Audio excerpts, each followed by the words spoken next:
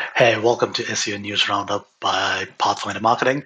My name is Saijo George. We'll be running through some of the SEO news that has happened in the last week, and we'll kind of give you our take on that, which will be really helpful if you're an SEO or an SEO agency and want to keep tabs on what's happening in this space. So we typically try to cover SEO and AI SEO related content, but like if there's other digital marketing content that are really helpful, we'll kind of include that as well. So without further ado, let's jump in. So Anthropic recently announced Claude Opus 4.7, which is their best model yet. So this is available for everyone, and according to the benchmarks, they're doing really well. They kind of mention a few things that's really good. So they say they are better at following instructions and have better multimodal support. So we only started playing around with it. It does definitely burn more tokens. So we'll have to kind of see how well it performs in our daily workflow. If you have any experience with it, do let us know in the comments below. So Glenn Gabe recently mentioned something that has changed in the way Google handles spam reports. So now when you put in a spam report, Google will take that entire thing that you've mentioned and will send it to the offending party. So basically, they're saying that it helps them understand the context of the manual action, that if they do take any manual action, that is sent to that offending party. So that is something that you might want to keep in mind when you fill in these spam reports. Steve Todd recently showed how you can use Google AI mode to map your buyer's journey. So usually when you kind of have a response at the end, they will have a few follow-up questions.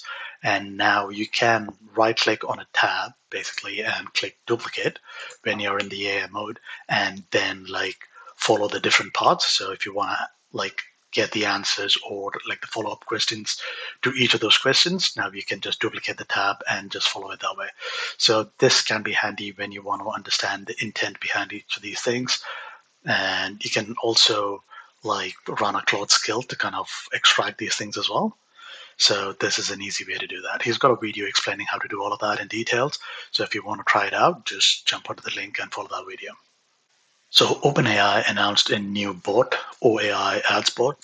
Uh, According to the documentation, these will be used for visiting ads landing pages. Retrieved content won't be used in AI training. So that is something that you can block if you don't want it and things like that. Google has recently announced a Google app for desktop, so you can quickly launch Google search when you're in your desktop and do your searches that way. So it's similar to how OpenAI's ChatGPT and Claude has desktop apps. So this will kind of help you do the same. And with Google, they might have some more multimodal capabilities. So if you want to do search, you can do it using the new desktop app. So I think it's available only in English for now, and it's not supported for all countries and languages yet. One thing that I'm a bit concerned about is how they will show up in analytics. So when you kind of follow a website through the app, do we kind of see that as direct traffic, or like do they actually pass the referral as search? So that is something we'll need to kind of figure out as we kind of go along. Search Pilot recently ran an experiment or A/B test, which basically switched the title to all caps to see how well it'll work. And in the test, what they found out was Google wasn't actually showing the all caps in the SERPs, but they were getting a boost in results. So if you kind of read through the study, you'll see that what they think it is, generally humans tend to emphasize like important text with capitalization. So this has been happening for a while. It's there in books since the 1600s and whatnot. So they are kind of assuming that in natural language processing, when the text is all caps, it got a advantage. So this is something that you can leverage in your test as well to see if that kind of works out well for your clients. Google has said that they'll be introducing a new spam policy for back button hijacking.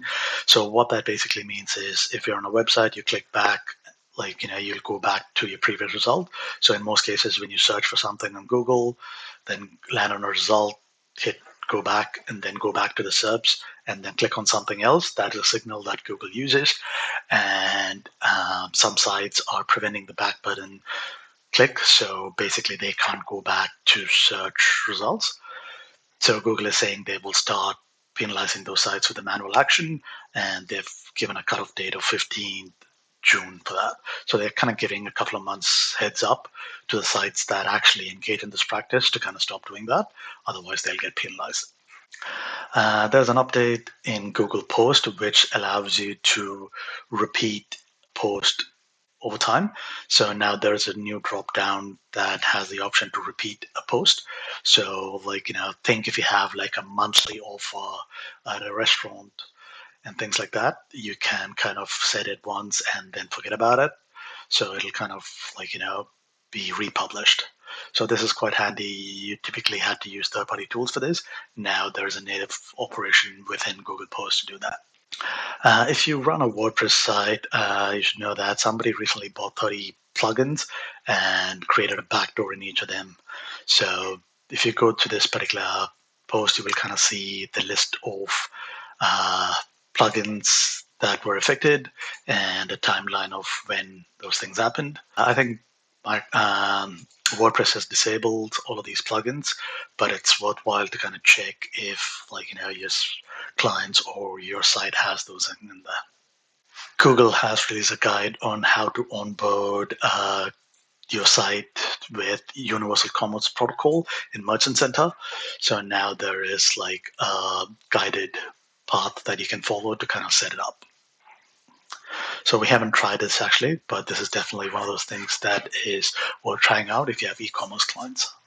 And another thing to note is that this is only in the US at the moment, but we can be sure that it'll slowly roll out to other countries soon. Shopify AI. So now Shopify has released an AI toolkit that lets you use your agentic uh, LLMs for doing tasks on Shopify. So again, we haven't played around with it, but like if you run a Shopify store, this is definitely worth checking out. You would probably already know that when you use a UTM parameter, that will break your cache. So if you have something like your tracking codes, and if that is coming through to your server, they will not be served a cached response. It will kind of have like a fresh response. So that will take a bit more time than a cache response. So now Chrome has introduced in Chrome 141 a new header response called no query search, where you can specify the list of parameters where you can actually serve the cache response without breaking that. So this is helpful, to speed up things a little bit. The last thing that we have on for today is there is a feature in Chrome that looks at every website that it visits and classifies that if it's a shopping website or an ecom website or not. So this is something that is buried within Chrome that looks at all the pages that you're kind of going through and then classifies it as a shopping page or not. So this article kind of goes into the details of how it works. When they ran a test on different news items, guides, and stuff like that, that basically came up as 0, so it's not a shopping page. And when they looked at Amazon or some shopping websites, they were classified with a higher rating, which basically classifies it as a shopping page.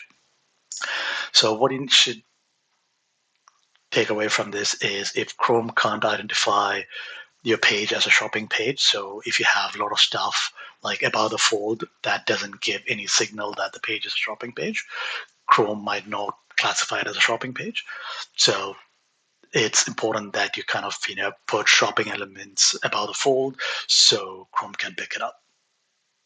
So this will trigger like internal Chrome things like price drop notification, shopping insights from the side panel, and things like that. So hopefully this was helpful.